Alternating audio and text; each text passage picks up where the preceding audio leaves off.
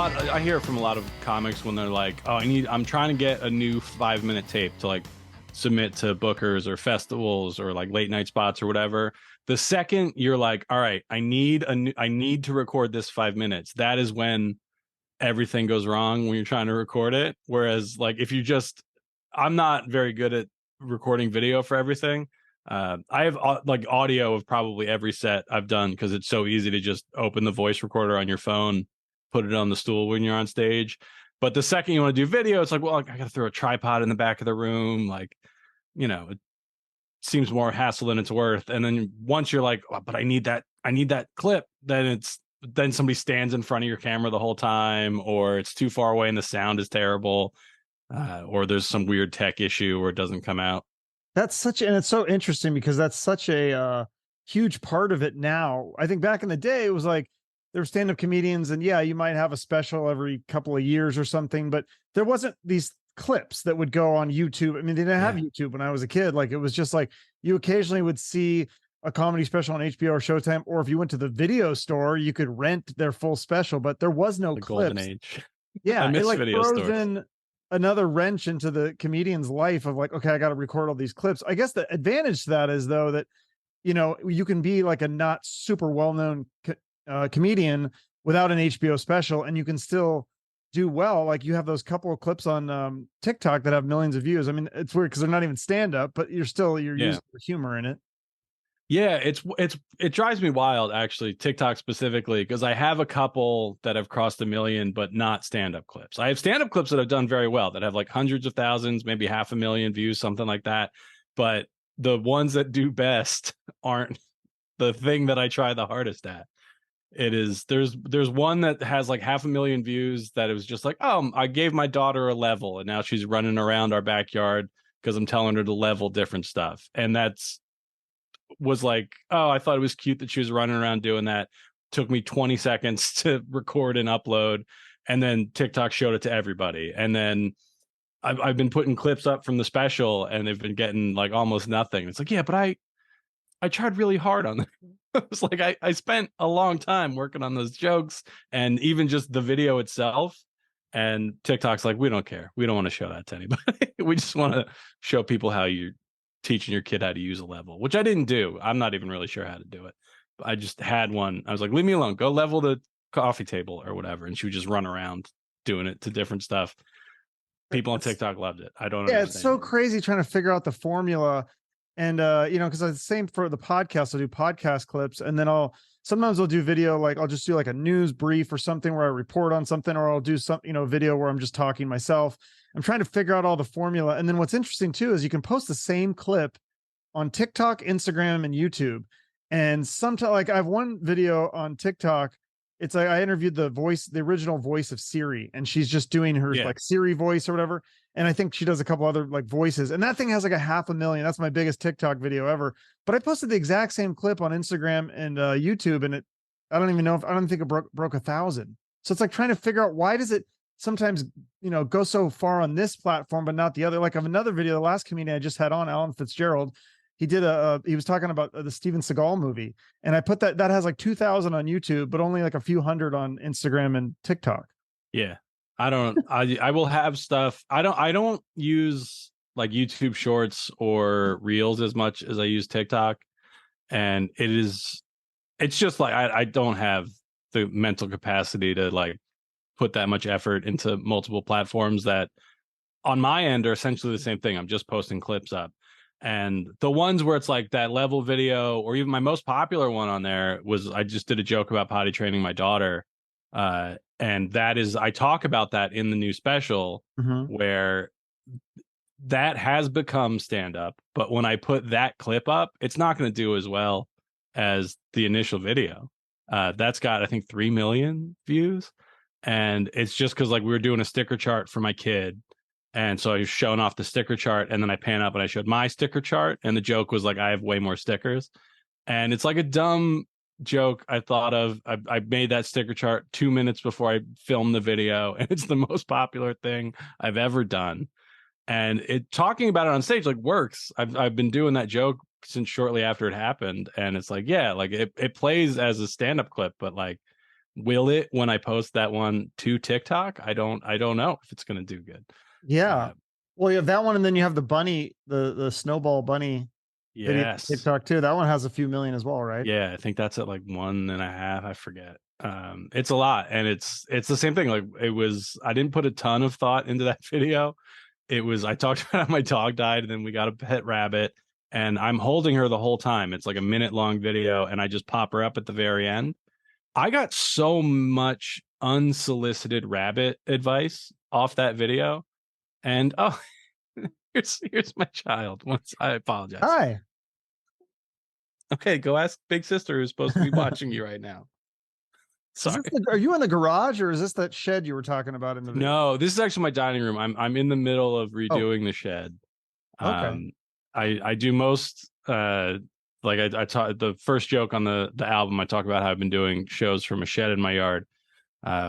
But then I've not been doing as many virtual shows, so I was like, oh, now's a good time to like start. Because I just had like a tiny little booth in the corner, and I'm like, I'm not out there as much. Like I have other uses that I need for the shed, so like I'll open it up, and that took longer than I expected. And now I'm doing a ton of podcast interviews and stuff to promote the album, and I don't have the shed in fighting shape, so I've been doing them from here in my dining room. That's actually smart though, to do the shed. Yeah, you could do it for podcasts. Yeah, it stops stuff like that from happening. Yeah, that's amazing though. That's like actually really, because I would love to have, that's my dream, is to have a podcast studio that's like a separate from the house that I could walk to. Yeah. It's like separate. But yeah, it's a shed is a great place to start with that, because it's nice. I mean, it started just because of the pandemic, because I was doing so much virtual stuff, and I have small kids and my house isn't that big. But when I do shows in New York, or even I did a virtual show with some New York comics that I know a couple weeks ago, and you can't talk about like, they have no sympathy for your shed. Like they don't want to hear about, they're in like a 1-bedroom maybe, or a studio, or just like 3 people living in a closet in Brooklyn somewhere. And I'm like, oh yeah, it's tough because I got to do this show from my dining room instead of this shed in my pretty sizable yard. They're like, we don't have sympathy for that. Oh yeah, I love those stories when I've heard it from both comedians and musicians when they first start out. I think one of the best was, I don't know if you're familiar with Ryan O'Flanagan. Dude, that guy's hilarious. But he has a hilarious story about how the name sounds familiar. Yeah, he's an LA comedian, but he moved to LA, and he had like nothing, and he moved it. He did like, I think it was like Craigslist or something. He got a roommate, but it was like an old man, and they shared a bedroom. It's the weirdest story. You're like, you shared a bedroom with an old man. Like, I mean, I just can't imagine a more awkward and uncomfortable situation. But yeah, I was already married like before I started stand up, so I don't have any like exciting super broke. Oh, okay. So 12 people stories. Wait, so then what did you do before stand-up? I don't think I knew about that. I was a substitute teacher for a long time. Yeah. My last year of college, I stayed basically, I was going to school for film, and then I stayed an extra year so that I could just keep using the school's film equipment and like editing suite and stuff. And I played in some festivals. I don't know if it was streaming on Amazon for a while. I sold it to a distributor years ago, so like I don't have any control over it anymore, but we made it for like almost no money, and we didn't sell it to a distributor for a lot, but Netflix bought it back when like Netflix was still doing DVDs through the mail. And I forget how many they bought, but like the one sale to Netflix like covered the expense of the movie. So it didn't like, I didn't make any money off of it, but the fact that it is like on paper profitable as like a really small indie is like an uncommon thing. You would think it would prove that like people should give me money to do another one, but no one did. So I started doing stand up, and that's way easier. Well, so it's called Several Ways to Die Trying, right? Yeah, it is. I think I don't know if Netflix even sends DVDs through the mail. If they do, I think you can still get it. It was, like I said, it was streaming on Amazon for a while. I have several hundred copies in a box in my attic. Because we did I think it was like 1,000 DVDs when we first did it, and that's too many. It turns out that's way more than we needed. Okay, so you did that, and then it didn't blow up enough to get a second movie. So then you started doing No. substitute teaching. Yeah, I was doing like some freelance video production work, and then that wasn't like thriving either. So, you know, I was waiting tables, and then I started substitute teaching. I was doing that when I think when I started stand up, I was subbing. I think I was thinking about it when I was waiting tables, and then it wasn't until I left that job that it was 2009, so I was like in my late 20s. So then how long does it take from when you start stand up to when you can say make it a full-time career? I mean, you were still doing the waitressing or waiter stuff and the substitute It was a real stuff. tootsie situation. Yeah. You were still doing the other jobs in addition to stand up, I'm assuming, because it takes time to get full-time comedian status, right? For a while. It even after like it was my main job, I would still, you know, I had part-time jobs and stuff just because I do a lot of like corporate and college stuff. Not as many colleges as before the pandemic, but for a while, like that, specifically performing at colleges was like my main gig. And there's only like 5 months out of the year where you do that. Like the rest of it, it's like nobody's booking you to come tell jokes at a college in July or whatever. It's like back to school week, and then maybe like end of the year if there's like a holiday break, you're not doing anything. So it's like fall and spring, that's about it. So I would do stuff like in the summer, just to have, you know, income and ways to pass the time. But I stopped doing those, I think around like right before the pandemic hit, because I filmed a Dry Bar special, and then I was like starting to book more corporate stuff where it's like that's more year round, you know, like if you're an auto parts company or whatever, you know, you still need to do something in July. So, you know, have a conference and then you bring in someone like me to tell everybody jokes at the end, so they're not mad that they had to spend a day, you know, at a Marriott conference center. And it was like I started 2009. It really took off as a job probably 2016. That was around when I recorded my first album, which was ostensibly just so I could send that to colleges and be like, look, I can do an hour. Here's proof. And then after that, I started doing more colleges. So yeah, somewhere between like 2016 and the start of the pandemic was when it was like, yep, I'm just doing this now. Thanks. That's not too bad. So 7 years, but talk about doing comedy at colleges and corporate events. Cause from the comedians I've interviewed, they've all said those are like the hardest things. Like there's a lot of comedians that won't do colleges at all because they don't get a lot of the, maybe too, it's different now than it was in 2009, but I know like colleges now, like the kids, they don't understand comedy. Like they are offended by a lot of things. And then corporate, the problem with that I hear is just that it's never very set up very well to do comedy. Like there'll be like people. Yeah. Did you have I agree 100%. Yeah.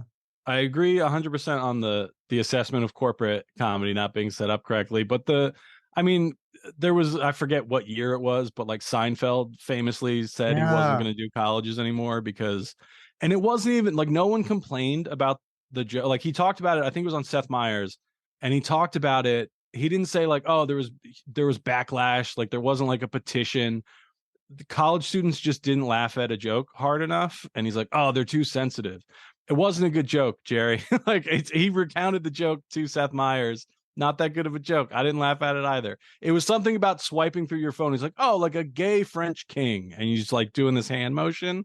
And like the students didn't laugh. And he's like, oh, because I said gay and they're very sensitive. It's like, no, because it's not that funny. Like comparing it to like it doesn't, the joke doesn't work that well. Like, I don't know. But also but there's like, a lot of millennials that say the show Seinfeld is offensive. And actually, like I had a buddy he's a little bit younger. Parts of it. Never seen it. Fair. And he dated a teenager. So, Seinfeld? You know, yeah. Oh yeah. The UCLA, what was that girl's name? Like he did have a very young girlfriend.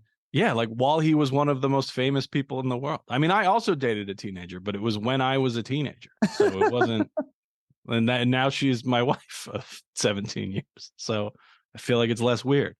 Yeah. But yeah, I mean, not all of it holds up. I really like Seinfeld, the show. I want to be clear, but the person, not as much. No, it is interesting though that like, cause we had a buddy that I worked with when I used to work in the schools and he had never seen Seinfeld. He was a younger guy. And so we were always like quoting lines. So he's like, finally, he's like, all right, I'm going to go back and I'm going to watch every episode. And I think he enjoyed most of it, but he did say there was definitely some parts that were You froze a up little bit cringe there. for him. But for me, I don't see now. If I went back and watched Blazing Saddles, that there was some definitely parts of that movie where I was like, ooh, it like made me uncomfortable. But Seinfeld, I don't know, there wasn't a lot there that made me cringe. I never I think I watched Blazing Saddles once when I was like really young, like too young to watch Blazing Saddles, and didn't really like it, and I thought it was boring because I didn't understand what was going on. I rewatched it a couple months ago, like I was on tour somewhere doing a corporate gig in the Midwest or something. I was like, oh, like it was on a streaming service. I was like, let me watch that. And because it's the thing that everyone's like, oh, you couldn't make Blazing Saddles today. And it's like, I wanted to see why everybody kept saying that. And I think the people who are saying it is like, oh, because like it's too edgy or whatever. But I think the real reason you couldn't make it today is because it is a satire. Like it is a parody of racism, and genuine racists would get really mad if you made Blazing Saddles today making fun of them. Not, because of the language or anything in the actual movie. Like you could absolutely make it. It's just there would be a big petition of the same people who don't want to drink Bud Light anymore. They're like, I'm not watching Blazing Saddles. It's too woke. Like, then don't watch it. I don't know what to tell you. Yeah, because it's written by Richard Pryor. But Yeah. I don't know, like there was just some like racist. I know. I think you're right. I think it is kind of more making fun of racism, but just some of the languages. I don't know. Just seemed I was like, you probably shouldn't even say that stuff nowadays. Like it's just. Yeah. It's I mean, like, some of it just didn't age well, even though it is satire. Right. But yeah, I think that's the bigger issue with why you can't do it today is because it is satire of racism, not would necessarily. people get that? See, because then some people. No, I mean, people don't get it about the existing Blazing Saddles. they just love hearing people use words that they would get fired for using. And like it's true in comedy too. Like there's absolutely an audience of people who just want to go out on a Friday night, have a couple of drinks, and hear somebody say things that they would love to be able to say, but they're worried they would get in trouble for saying. And I mean, sometimes those people come to see me by mistake, and it's like, oh, I'm sorry. I just want to talk about Jurassic Park and my kids. I don't have anything like, I don't have any cool edgelord bits to win those people over. Yeah, I mean that's funny because like the comedian I just had on, Alan Fitzgerald, dude, that guy. I don't know if you have come across him yet in the New York comedy scene. I don't think so. Yeah, dude, he is out there like in terms of edginess, like he pushes the boundaries. But it's like it's the same kind of thing where you're like, you kind of wonder, do some people like it because he's saying things that they want to be able to say? But like for me, I'm like, it's like satire. Like he's making fun of people who are racist and all that other stuff. So, but yeah, it's very different style because your style is more clean, right? I mean, I don't like billing myself as a clean comedian because I feel like I want to be able to say dang it on stage and not get in trouble. But it is just like colleges usually ask me to work clean. Corporate almost always wants you to work clean. And it's like, well, I don't want to write two sets. Like, I don't want to have a clean set and a dirty set. I'll just develop material that I can do wherever. And if it's, if I'm doing it at a late night bar show, I can just, casually swear in the middle of an otherwise clean joke because it does like kind of grabs people's attention. And if it's, something where it's not, the best setup for comedy and there's a lot of distractions, occasionally, swearing during a joke will get people to pay attention to you a little better. But I mean, it's like I thought of dirty jokes, but it started when my daughter was born, my older daughter. She's 10 now. And it was like, oh, it feels weird to me to be like, here's a dirty joke. And now here's a story about a beautiful infant that I love with my whole heart. So like going back and forth between the two of them felt weird. So it's like, well, I'll just do these ones about the kid that I love. And then that's when I started doing colleges. That's when I started doing corporate stuff. And it's like, oh, well, that's what I'm getting paid to do, basically, is these stories about my kid.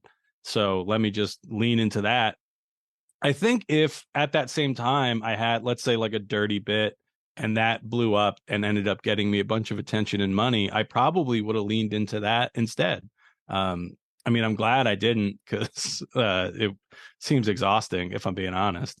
But Well, like isn't my, comedy too? It's like it's just like a kind of exact, like I know Larry David, I'm a huge Curb Your Enthusiasm fan, and like Larry David always says that the character on that show is just an exaggerated version of himself. And isn't that a lot of comedians? It's kind of these exaggerated versions of themselves, or yeah, they're putting out these ideas that they think of that are kind of satire or cartoonish ideas, but it's them. Like they're being themselves a lot of times on stage, right?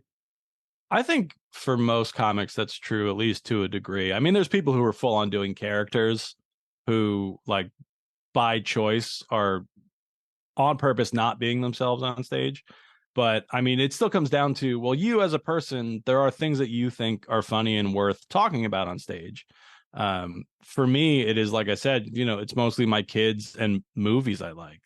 That's what I want to talk about in my life. That's what I'm going to talk about on stage. I have friends who are like topical comedians, or they write for, late night shows or whatever, who it's their job to read through the news and have a joke about current events. I don't do that. I when I have to submit a packet for something, like, I can, and I will, like, you know, pay attention to the news a little closer than I do trying to write jokes about it. But I think my approach to comedy is I am always working on the next album. So I don't do a lot of topical material, because, like, by the time I record it, it's not going to make sense anymore. I think there's like one, because it was snowing, to go to Mexico, but it's because that storm tied into like a different story that I was telling. So, like, it's like a quick aside in this bigger story. It's not like a whole joke about Ted Cruz, because hopefully 10 years from now nobody's going to remember who that guy is. So I don't want, like, I don't know about that. to The way just these Congress people well, stayed, like Dianne he's Feinstein and he's stuck McConnell, around longer than I thought he would. they're all over. They go until they die. It seems like. Yeah. Why? And it's like, I don't want to do a whole hour on, making fun of Ted Cruz, because people might not remember the thing. This was literally, it was the story on the album is my wife ordered chickens through the mail, but they got delayed because of that storm.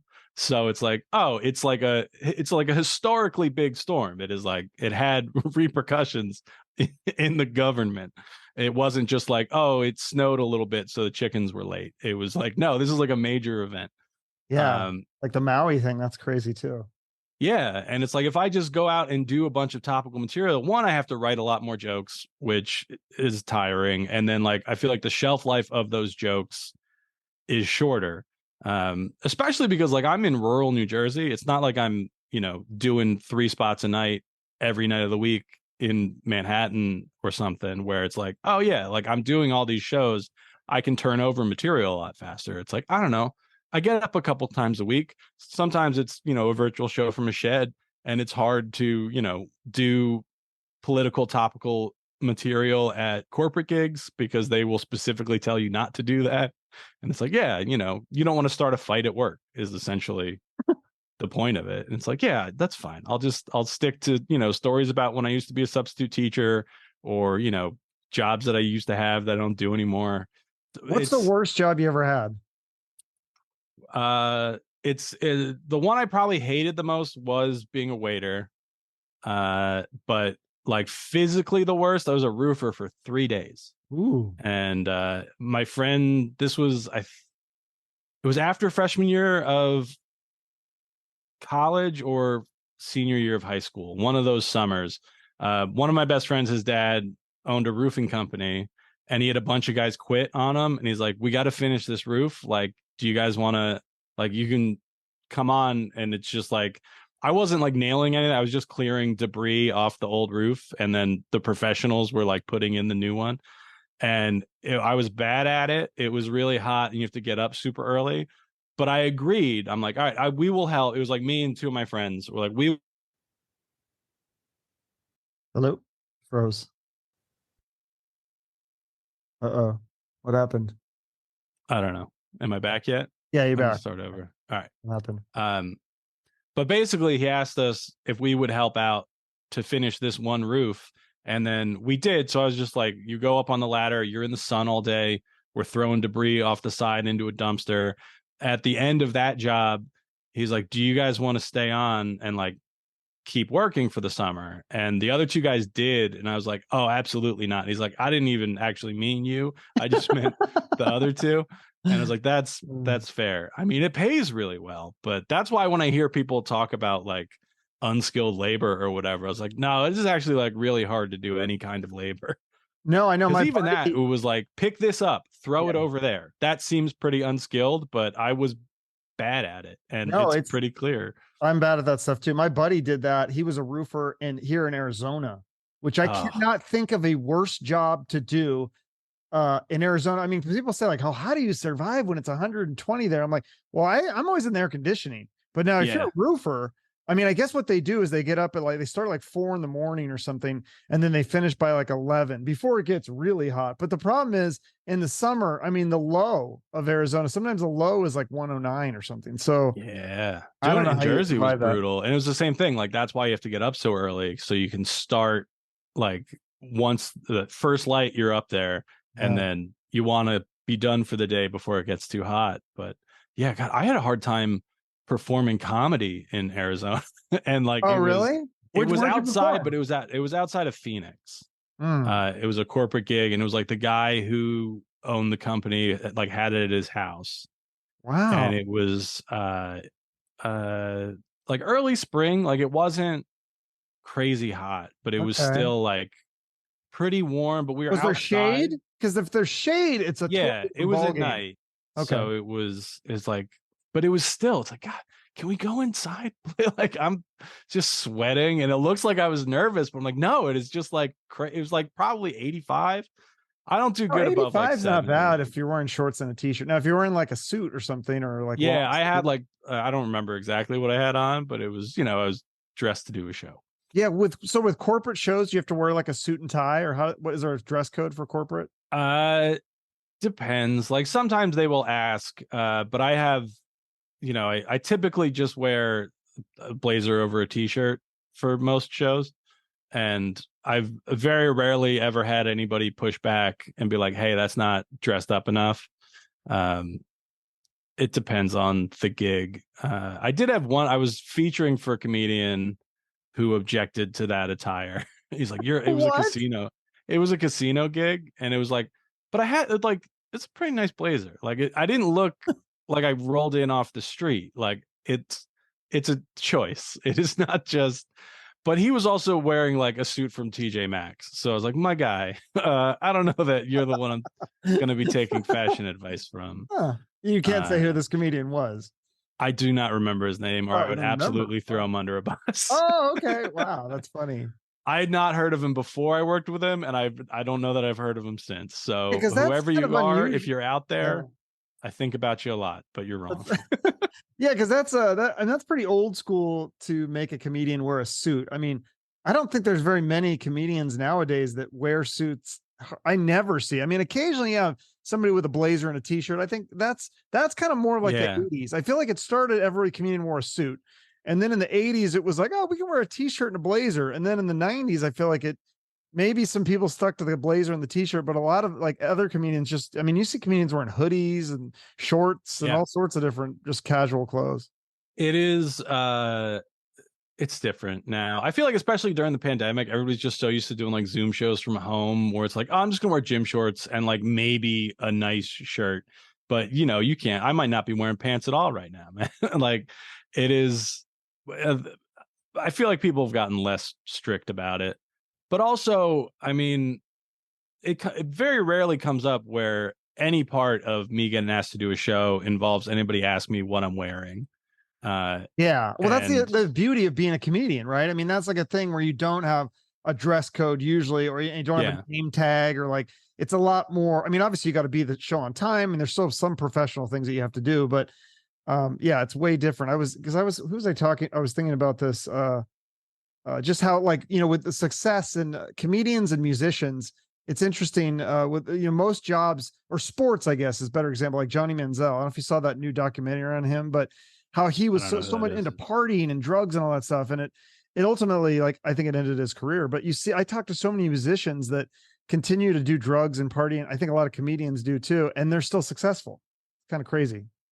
Yeah, I mean, it's definitely a job where you can get away with that stuff more. I mean, I'm just like a boring sober dad, so like I'm not out on the road partying. It's like, oh, I'm gonna go back to my hotel room after the show. I'm gonna watch Buckaroo Banzai on my iPad and fall asleep by 11. Like that's, and like just the fact that I can do that without my kids around to wake me up at 6 a.m, like that's what feels like partying to me. But it is.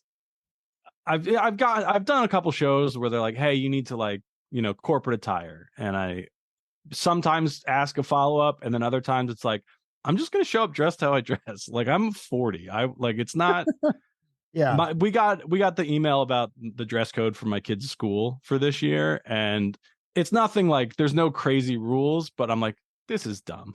Like this whole thing is just let people wear what they want. Yeah. So you do not drink anymore? Or you don't do any drugs? No, I know you have some health issues, so you've had to take some medication and stuff. Can you not? Yeah, like I'm on a bunch of prescription medications, and that's probably like that's the big reason I don't drink anymore. Is just like health stuff. But I am not allergic to alcohol, but alcohol exacerbates my allergies. I found out. So I did like a sip of this punch my friend made at a party 5 years ago, and my face turned bright red. And I'm Irish, so like that has always happened. Like sometimes I'll be drinking at a party and somebody's like, hey, your face is really red. I'm like, yeah, it happens. But this time it like hurt. It felt like I got sunburned, but like a matter of seconds after a sip of alcohol. And I'm like, I kind of like the way feeling like a drink and a half feels, but this is terrible. Like if I just don't drink anymore to avoid this, that's fine. And I have friends who like deal with, the addiction, and it's like, oh, I don't have any advice for that, because like the way I did it was, yeah, just I don't know, just don't do it anymore. Like that's just have one time where it makes your face hurt and then don't do it. And it's like that's not helpful. I understand that. So but I like that. Especially because so many of my friends are comedians. They're like, God, how do you like, we're in bars all the time doing shows and like comedy clubs. I'm like, how do you, the green room's like stocked with free beer. I was like, yeah, but I don't want it. I don't want any of it. Like that's.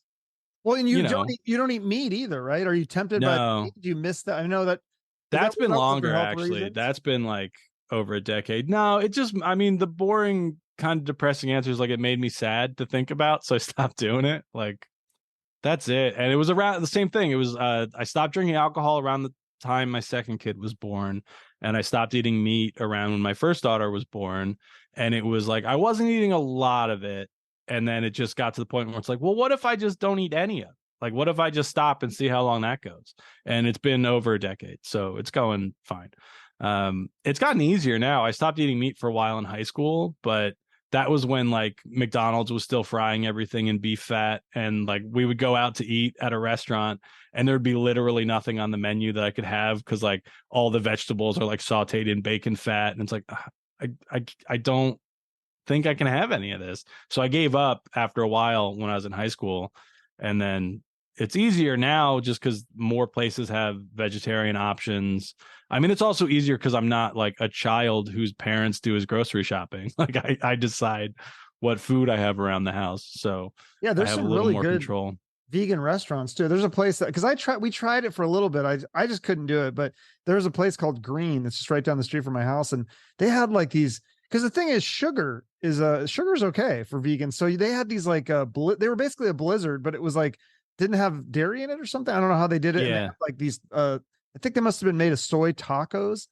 Dude, it was amazing. I was like, I could, but I think I gained weight on vegan. That's why I stopped doing it. I was like, oh, this isn't really helping me. I feel like I'm eating more junk. Yeah, there's like it's not for health, but like I'm still overweight. Yeah. I still eat garbage, but it's just garbage without meat in it. I'm not vegan. I talk about that in the new special too, just because like it's a lot harder. Like it's easy for me to be like, oh, does this have any meat in it? No. All right, great. And I'm like, well, has like milk ever come in contact with this at all? And it's like, I But didn't you can't. say you're lactose intolerant too, though, or something? Yeah, that You kind is of have to be vegan, right? that's fairly recent. So like I'm still getting used to that. Like I talk about it in the special. I switched over to oat milk. I have like fake butter now at the house, but it is still like just there's stuff that has dairy in it that you wouldn't realize at first glance, and it's like I can't give that level of scrutiny to every single thing that I eat. Um, so it is like, yeah, I'm having an easier time like not eating cheese anymore than I thought I would. I mean, I still do. I talk about it in the special too. Like I still eat pizza because it's my favorite food in the world. And if a place has vegan pizza, I'll get that. But if they don't, I'll still just get regular pizza and then have a tummy ache later. Like Or that's can't you take a pill or something that like a lactate? there is, yeah, where it's like the enzyme that breaks it down, Yeah. but it's I don't know. I would rather just raw dog that slice and see how it goes. Nice. Because my doctor told me like they didn't do tests. Like I talked about, I was like, oh yeah, like sometimes my stomach hurts and like I don't want to get gross on your show, but I was describing the symptoms, and she's like, yeah, that's everyone at a certain age like hits a point where they are lactose intolerant. Because like I have vegan friends who are like, yeah, everyone's lactose intolerant. We shouldn't be drinking cow milk. It's insane. And I'm like, I don't know. It went pretty good for a few decades there, but now that I'm getting older, like your body just gets worse at dealing with it. Well, that's the same with alcohol for me too. I noticed like the older I get, I'm like, I used to drink so much in my 20s and a lot of my 30s too. And then I realized the older I get, I'm like, I don't even want to drink more than like, one or two, or maybe like if I have three, it's like, whoa, we're getting a little crazy here. Like, cause it starts to hurt. That's how I was before I just stopped drinking altogether. It's like, oh yeah, like hangovers are worse when you're 34 than when you're 24. And it's like, it's like several days. Like when you're like 21, the next day sucks, but then like 2 days later, you're like totally back to normal. Now it's like you're in college. It's a rough morning. You go get a bacon, egg, and cheese, and then you're fine. That sounds amazing. It's like, yeah, I don't know. I can't hang anymore. I'm too old. I can't. What is your vice then? You don't Diet drink Coke. Absolutely. Diet Coke? Yeah. Not even Coke Zero, because Coke Zero, like cherry vanilla Coke Zero I'm trying to get rid of that because I know it's terrible for me, but it's so fucking good. I stopped drinking soda for years, and then when I stopped drinking alcohol, I like fell back into it because I would drink like seltzer water still because I like the carbonation. But then when I stopped drinking, it's like, well, you gotta order something when you're doing a show at the club. So it's like, oh, let me just get like a Diet Coke, and I will not give it up. And people get like, oh, it's so bad for you. I'm like, I know, but it's like the one thing that is bad for me that I don't drink, I don't smoke. Like, let me have this one bad thing. And it is it's a thing where like I've tried. I'm like, all right, I can stop drinking Diet Coke. And then it turns out, no, I can't. I'll get like the shakes. I think about it all the time. It's always funny when people lecture you on stuff like that. I was watching the Bill Maher the other day, and he had this girl on, and she was a swimmer, and he's like, the chlorine it's really bad for you. It absorbs through your skin, and he's literally drinking a drink and smoking a joint as he's telling her that chlorine is bad for her. I've had people while they are smoking cigarettes like tell me I shouldn't drink Diet Coke. And it's like, well, let's keep our own side of the street clean before we worry about the insane level of Diet Coke that I consume. You gotta love that. I don't know if you remember, there was like a news story about Trump at one point where it was like going around as everyone's like, oh, can you believe this guy? He's got a button on his desk in the White House where every time he presses it, somebody brings him an ice cold Diet Coke. I'm like, I've never found him more relatable. That sounds incredible, actually. Like, I don't like him, but that's maybe he is a secret genius. That is one fascinating.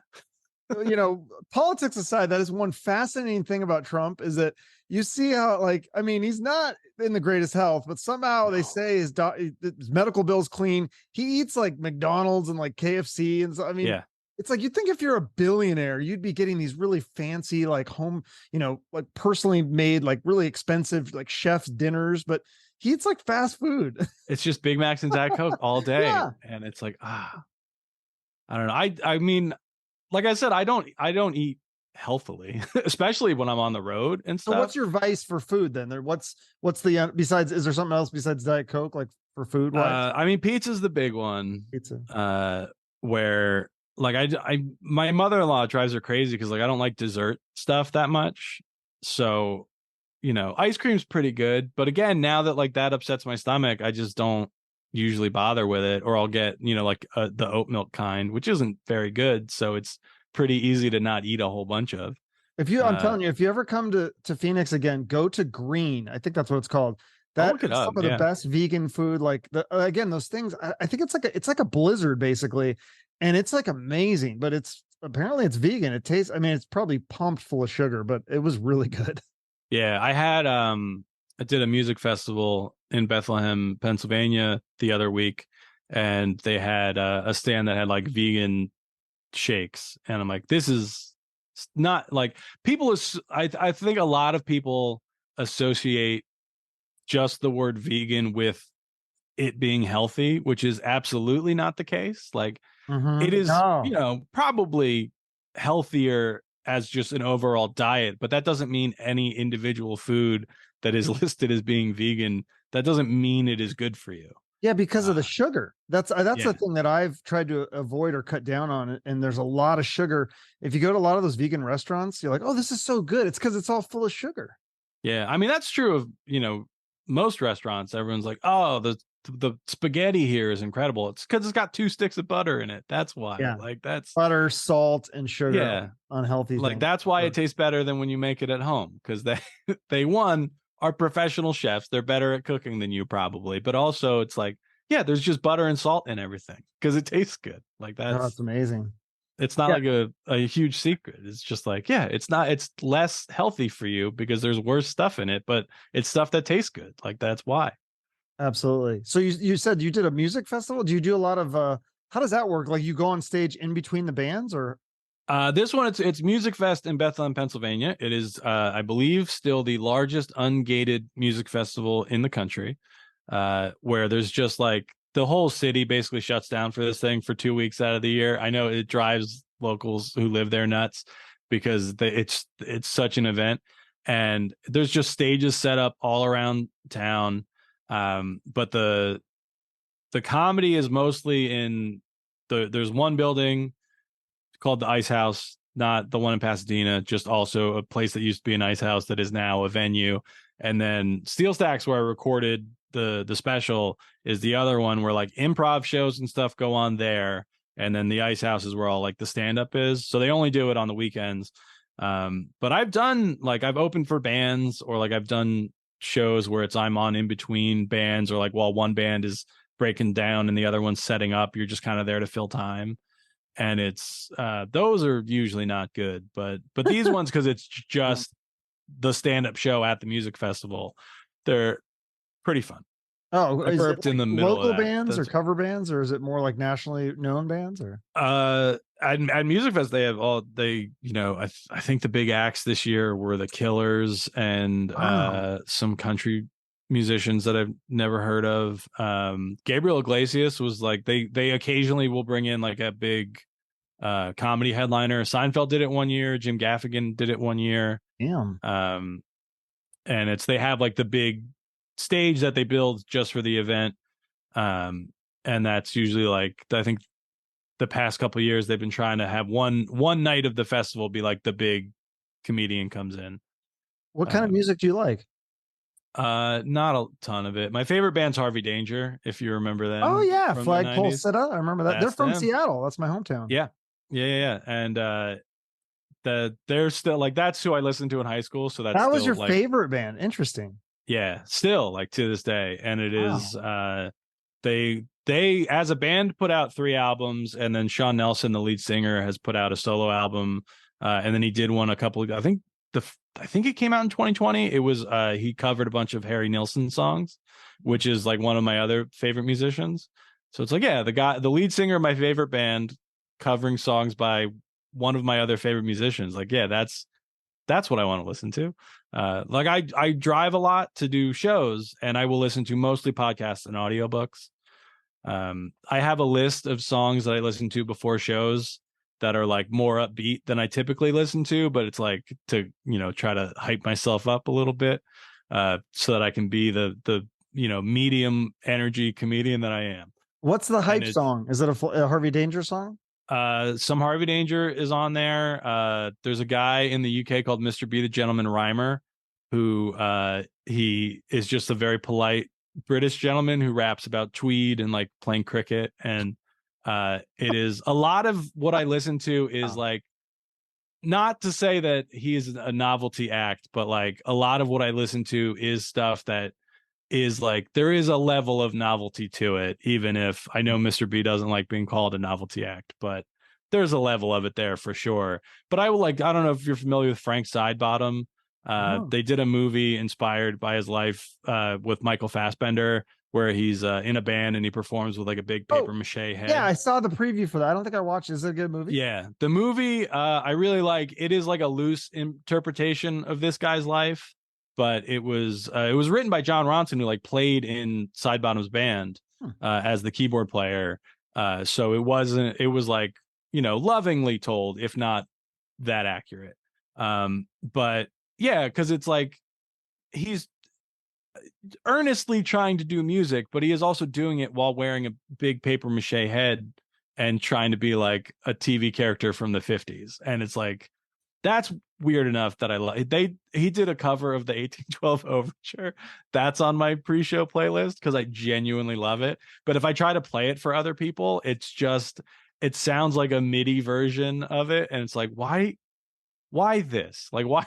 And it's like, I don't want to have to explain, all of the backstory for why I like it, but I do. I love it. It's just you shouldn't have to. I love people that just are genuine and just like, especially that you like things that are not super popular. Cause I think that annoys me more when people just like something because it's popular, when it's like probably not that very great. little of what I like is enjoyed by many people. Well, yeah, like your favorite movie is the Buckaroo Banzai. Yeah, I'm trying to remember if I've even seen that. That's an 80s movie, right? Or 90s? It came out in 1984. I saw it for the first time shortly after my second daughter was born. It's like one of those movies where there are people who love it, but it's like they love it because they remember it fondly from childhood. Yeah. And I was like, no, I saw it in my 30s and like decided 15 minutes in, I was like, this is the greatest movie I've ever seen in my life.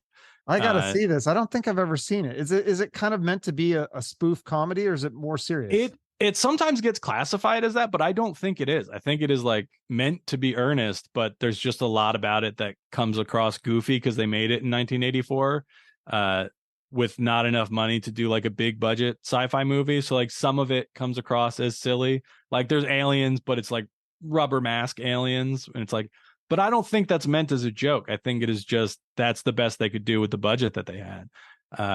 And it is, it's inspired by like Buck Rogers or, like serials where it's like one guy and he's the hero, but he's got a team and you learn all about the different people.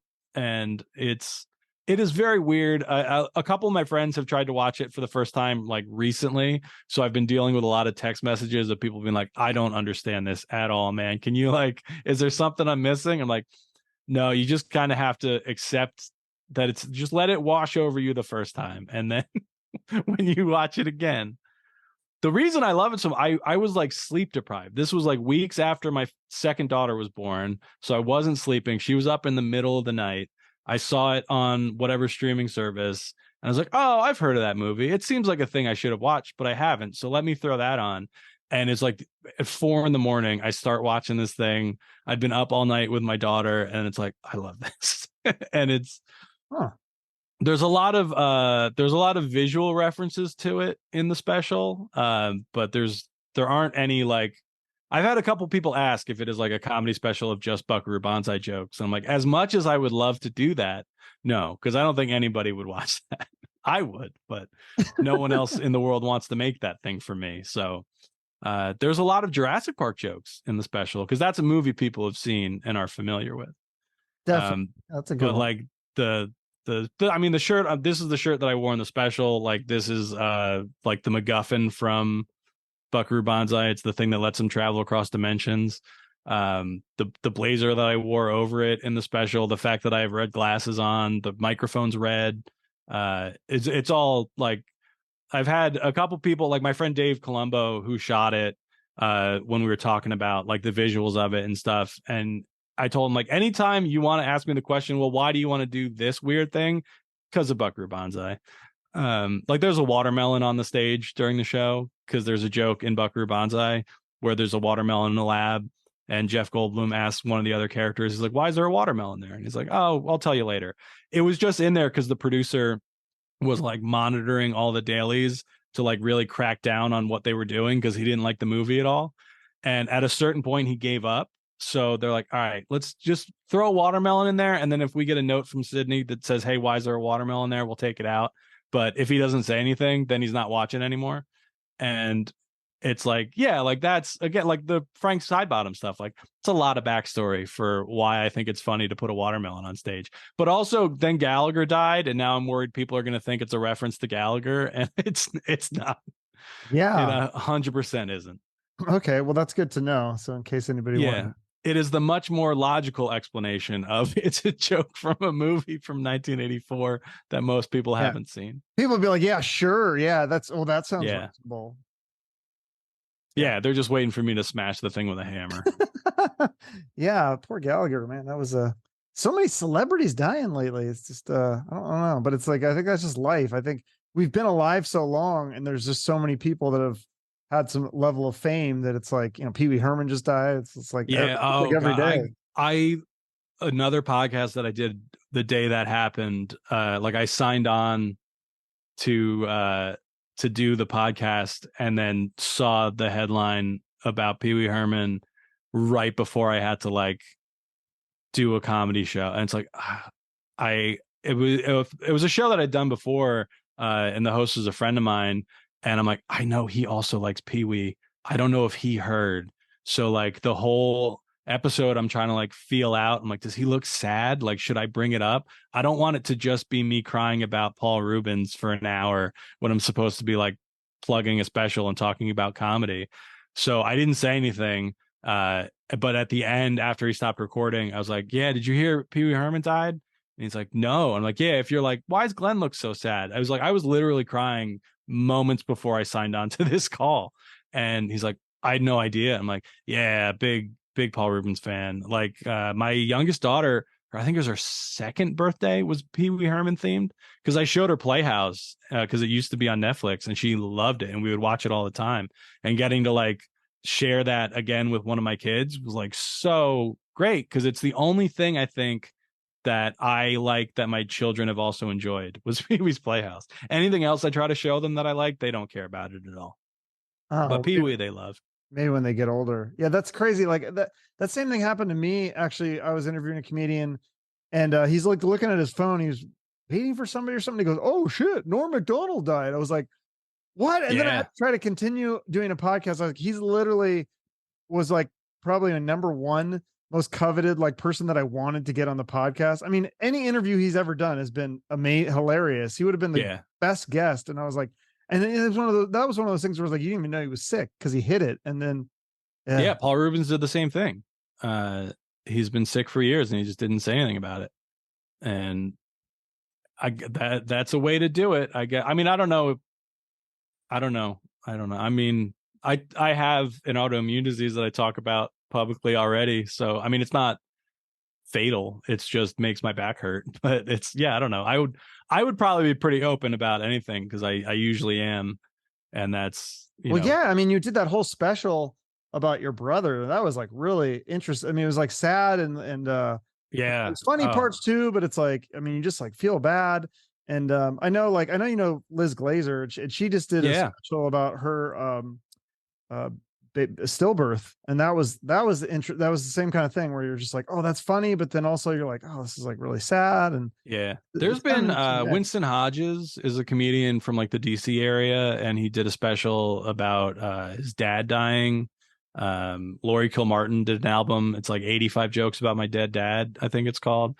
And it's like there was a couple, I mean, it's still going on, but like I feel like a couple of years ago you started seeing a lot more stuff like that where it's people, you know, because we talked at the beginning of this about, you know, people trying to be edgy on stage. And I'm like, there's different ways to do it. Like I typically work clean and just tell like fun stories about my kids. But, I don't know. I did do an hour of comedy about my brother dying in a car accident in his 20s. So like, that's an edge that you can push of like, not necessarily trying to offend people. I know there were people who didn't like that special just because they're like, you shouldn't make jokes about your brother dying. And I'm like, well, I'm gonna, and he would have liked it. So Yeah. I don't know. It's not like you, because it's the only people. I mean, there might be people in my life who don't like it, but they have not told me. Anyone I know who like knew my brother, who I've talked to about it, has been like very positive about that special. My mother told me she doesn't want to watch it. I'm like, I get it completely. I don't. You can skip this one, Mom. That's fine. But didn't your dad go to the taping of it? Yeah, he's in the audience for that one. He's in the audience for World Crime League too. You can see his bald head in a couple of shots. He comes to a lot of stuff, and it's like, yeah, I told him specifically, I'm like, you don't. I know you come to a lot of my shows. You don't have to come to these ones. Like, you can sit this out. Because not that I didn't want him there, but I'm like, I feel like it's different hearing jokes about your dead son than it is telling jokes about your dead brother.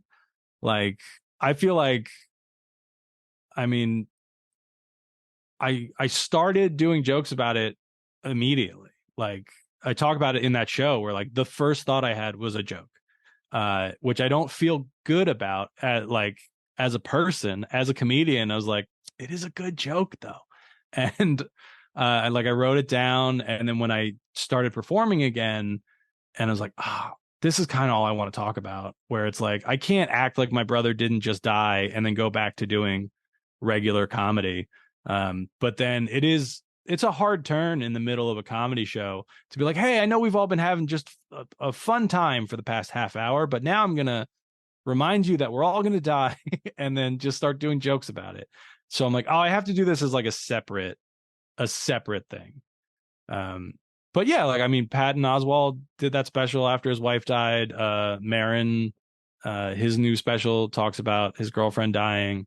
And it is like, I mean, not to say it's a trend because people are doing it on purpose, but like in the past couple of years, I think people are getting more comfortable with the idea that you can do comedy about difficult topics without kind of belittling them, where it's, because that was my fear when I started doing it. I'm like, I'm not making fun of my brother for dying. I am making jokes about the situation that I am now in, having a dead brother and also being a professional comedian. Because the other option was like, just ignore it. Hey, head down. We'll just keep telling those jokes about the kids. We'll act like this never happened. And I'm like, that feels worse to me. Like, it's, it felt like it would be more disrespectful to ignore it in my stand-up than to do jokes about it. Yeah, no, that's a good point. It's just so interesting because there is. I feel like there's not these like right and wrong answers. Like, it's not black and white. And you talk about that in the special about all the cliched things that people say to you, and it was tough for me because I was a counselor for 17 years, and I was in the schools, and like they would bring kids to me. They're like, oh, this kid's like mom just died, and I'd never met the kid. I'm like, okay, now I'm supposed to like counsel this kid that I've never met about their mom or their brother dying. I'm like, I mean, what? I don't know what to say. They didn't train me for that in counseling school, so it's tough. It is. I mean, and having like done a special about grief, I feel like I've thought about it more than an average person, but I still don't know what to say. Like, I've had friends, who they lose somebody, and it's like, I should like give them a call, but it's always like, it sucks, right? Like, it's bad. It's, I don't know. I don't have like an answer, but like, I agree. Yeah, it feels bad, right? Like right now it feels bad. It's gonna feel bad still. Like, my brother died in 2016, still feels bad. And it's like, I can get through the day. I'm not like just morose about it all the time, but it is still a thing I think about every day at some point. Because like I have stuff, like there's you can't see it because of the blur effect, but there's a picture of him on the bar behind me.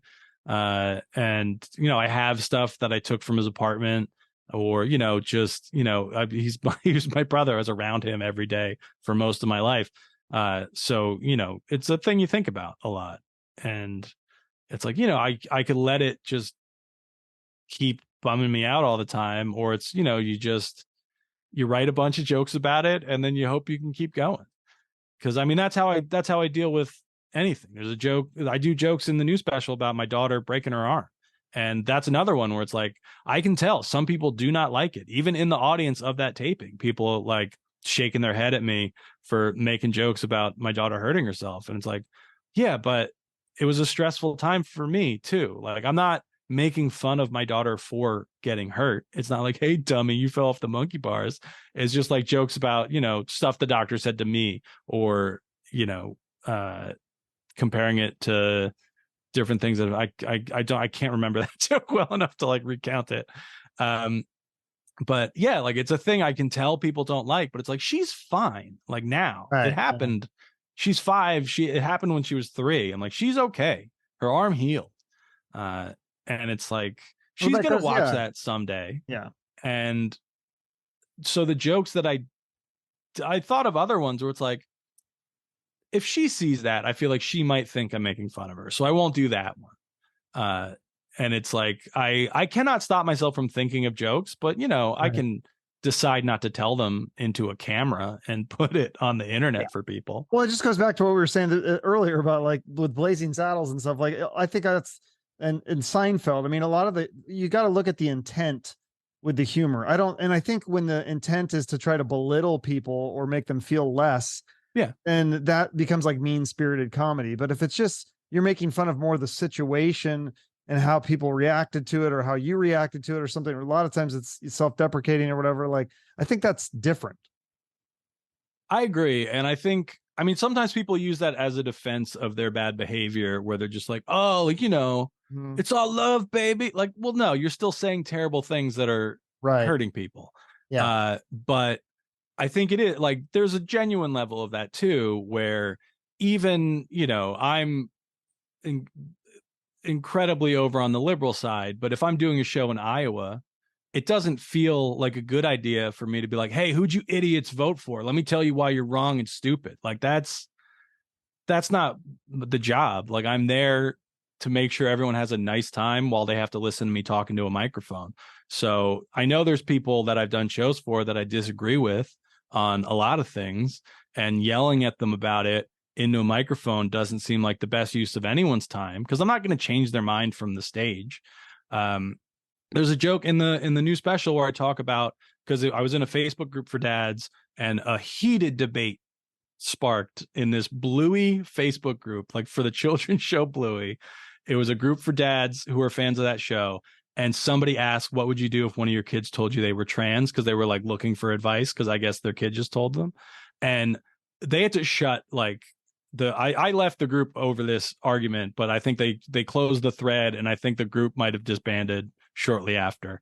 And it's like, yeah, I don't, just support your kids. And it's like, I know there's people who don't agree with that, but I took the question at face value. I was like, well, what would I do? And I thought about it, and it's like, well, I have 2 daughters. Seems like they're daughters. Like, I don't think that's going to change anytime.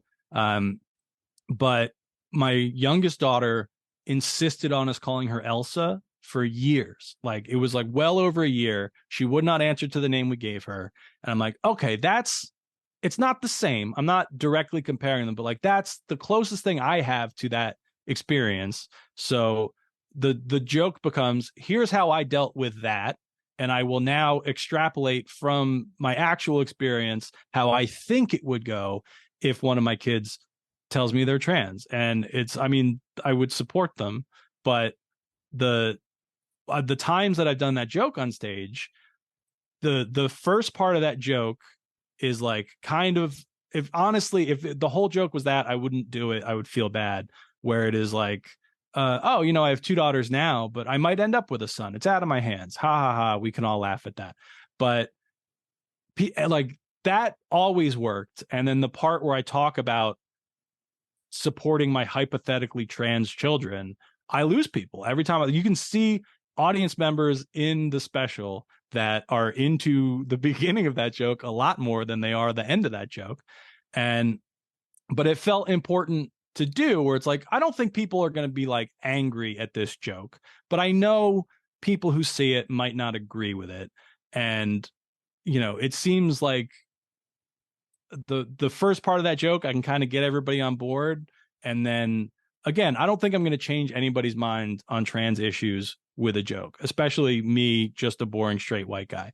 But I can get people to like consider it from a different angle of, you know, if I just scream into a microphone, hey, support trans people, dummies, I don't think that's going to change anybody's mind. But if I'm like, here's a story about my kid that you've already heard some stories about. We all agree she's adorable. She's a beautiful little princess. Now let me posit this hypothetical situation. Here's how I would deal with it. And I think maybe people might then consider how they would handle the situation in hopefully like a more enlightened way. But again, I don't know. I don't think, you know, I'm not out there changing minds with comedy. It is just a thing I thought was funny, and it was, of the jokes on the special, probably the like most challenging one to work out, because especially because, you know, I do so much corporate stuff in the Midwest where it's like, this Marriott conference room is probably not the place to try this joke out, you know? So right. But I also didn't want to just go into, you know, New York or more liberal areas where I know people are going to agree with me out of the gate. So it was a tough one to work out, but I think I got there where it's like, you know, I haven't had anybody yell at me from either end about the joke. You know, which is honestly my goal. My biggest fear as a 40-year-old white guy is like people might be a little bit upset with me. Well, and I think like, without getting too much into the weeds on that, like, yeah, I think it's just, because I always end with a charity, and I remember I had this guy on a few weeks ago, and like, I was like, yeah, what charity do you want to support? And he goes, well, I just think people should support trans people. And I was like thinking about it, I was like, huh, okay, well, like, I think there's different ways to support trans people too. I feel like there's extremes, like, because you have people that are like, all right, I'm medically transitioning my 4-year-old. And then you have people on the other extreme who are like, there's no way my fucking kid is being trans and I'm taking him to a conversion camp or whatever. And so it's like, but I think most parents are probably, you know, it's like, have you ever seen that meme of the kid that wears the Junko jeans? And they're like, my mom, like, you know, she wouldn't let me buy these Junko jeans unless she could take a picture of me to show me how ridiculous I was. Who's laughing now, mom? And it's like the kid wearing Junko jeans. But like the mom was like, look, I think you look ridiculous, but I'll support you. Like I'll buy you Junko jeans. And so I don't know. I think that's probably what most parents want to do. But I think there's just, you know, it's like, then you kind of get into the, how do you support a kid? And, you know, so it's tough. I don't know that when they're really young, it's just like essentially, you know, just agreeing with them. Like if your kid tells you their name is Elsa now, just be like, yeah, all right, Elsa, let's do this. How do we? Yeah. And it's like, you know, there's no major medical interventions for kids that young. It is just like, just go along with it. Like that's the big intervention when they're really young. But then when they hit puberty and stuff, there's other options, but it's like, you know, just, and that's, I don't think that's something that's ever changed. I think there's always been kids that were, you know, like we used to call them tomboys. There was kids that girls that dressed like boys, and there were boys that, you know, maybe the names weren't as nice for them, that, you know, were a little more feminine. But I remember like there was a kid. Yeah, I got called a lot of those names. Yeah, me too. And I wasn't gay, but I got called that. But yeah, I remember like there was this gay kid in my school. I'm like, it's one of those things where like you knew this kid was gay, but nobody really gave him shit. And he was like really popular. Like he had a lot of friends and everybody loved him. So I don't know. I mean, I guess it depends on everybody's individual circumstances, but I mean, my baseline as a parent is just like, yeah, I got your back, kid. Like I tell them all the time, because I had like my youngest daughter doesn't like school. She just started like kindergarten camp this week and seems to like it a lot more than she liked preschool. But it's like, yeah, I'm on your side. Like I'm not gonna, because I had teachers that very clearly didn't like me from like third grade. Like my first enemy was my third grade teacher, and she's been dead for years, but I still hold a grudge. And like my parents just like, I don't know if it was a generational thing, but they're like, well, she's your teacher, you got to do what she says. And I'm like, no, I like this lady is like clearly out to get me. And like they would never, I'm like, yeah, they're like, teachers do not hate students. That's ridiculous. And then when I started subbing, I was like, oh yeah, no, they do.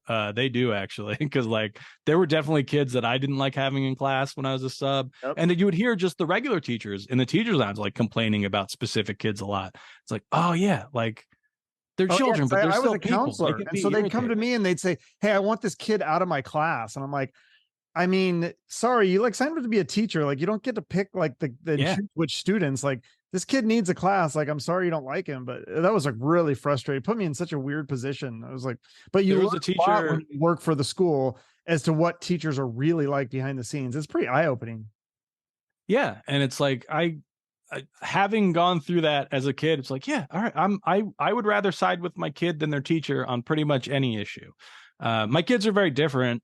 Like if I get a note home that my older daughter punched somebody at school, I'd be like, well, what'd they do? Because to get a rise out of my older daughter seems like something would have actually had to have happened. But if I get a call, my 5-year-old punched somebody, I'd be like, I'm so sorry. Yeah.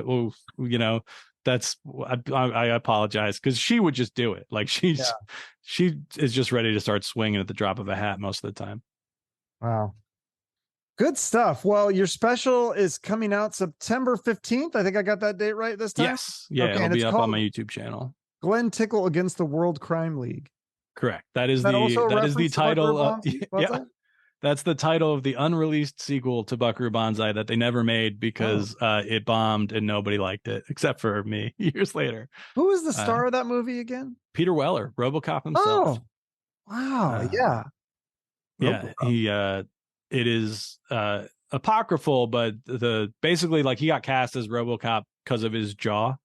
Like that was since that's the only part that you could see in the suit. They're like, his voice, with a jaw. He had to do the voice, the RoboCop voice. Yeah, I mean that was I think filtered. It's been a while since I've seen RoboCop, but yeah, like that was the thing. And they said seeing him in Buckaroo Banzai basically got him RoboCop, is what I've heard. Interesting.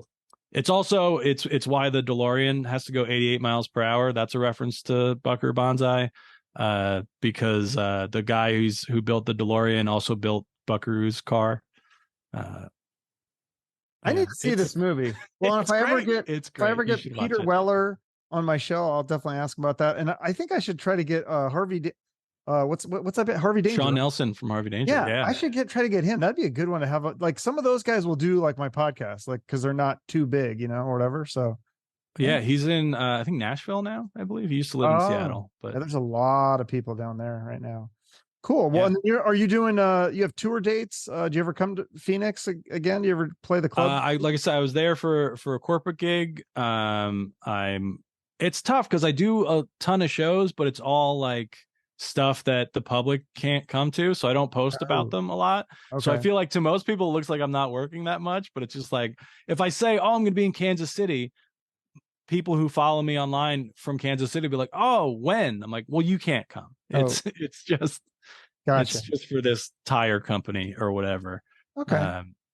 And it's but if they go to my site, it's got all like public dates and stuff on there. Cool. I'll put that in the show notes. And then, like I said, I always end with a charity. Is there a charity that you want to give a shout out to here at the end? Yes, I would encourage people to find their local food bank and donate money to them. I know a lot of people will like drop off food, or when they do like they'll drop a grocery bag off and you fill it up and they come pick it up the next weekend. But they are able to make better use of money that they get as donations because like they have deals with, the local grocery store or whatever food chains where they can stretch that dollar a lot further than you just buying like a couple cans of soup and dropping it off, which, still do that too. Like if you have extra food, absolutely share it with people. But I think giving monetary donations to your local food bank, I think is a great way to impact your community directly rather than, trying to solve a major problem. You can solve like a pretty surmountable one. There's a lot of people who don't have enough food to eat despite there being plenty of food to go around. And I think the easiest way to help address that in your community is just find your local food bank, give them some money. I love it. Yeah. I had this guy on, we did a live stream. He's trying to raffle off these guitars that are signed by rock stars and try to use the money to donate to this I guess there's a small town in like, I think it was West Virginia. And he said he was in the store and he saw these people and they were like talking about cat food, like which one should we get?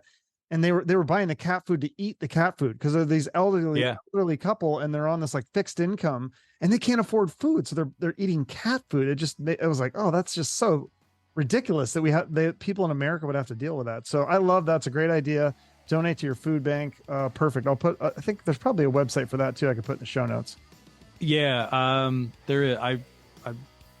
If people can't, I just know the one for my local one, but I mean, I don't want to tell people, oh, donate to my local food bank. Donate to yours. Yeah, help your community. Absolutely. I love it. Well, thanks so much, Glenn. And thanks for having me. Yeah. Keep me posted if you have anything else to promote. Absolutely. Okay. See you later. Thanks. Thank you for taking the time to listen to the full podcast episode. Please help support our guests by following them on social media and purchasing their products, whether it be a book, album, film, or other thing. And if you have a few extra dollars, please consider donating it to their favorite charity. If you want to support the show, you can like, share, and comment on this episode on social media and YouTube. And if you want to go the extra mile, you can give us a rating or review on Spotify, Apple Podcasts, or Google Podcasts. Finally, make sure you're subscribed to the show on YouTube for the video versions and other exclusive content. We appreciate your support. Have a great rest of your day and shoot for the moon.